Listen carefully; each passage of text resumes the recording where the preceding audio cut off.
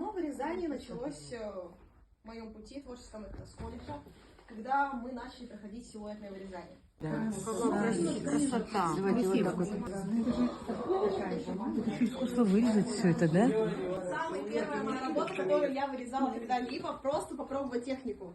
Она была сделана очень ошибочно, сделан плотный картон, и у меня был только мат специально для резки и канцелярский ножик.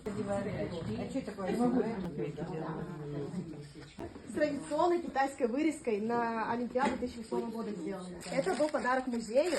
И самая особенность китайских мастеров, что они всегда в книге ложат свои оригинальные работы.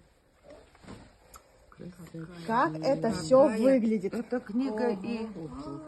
Какая красота. Блин, опять что-то болеет. Салфеточка, да? Салфеточка, по ощущениям. Тоненькая.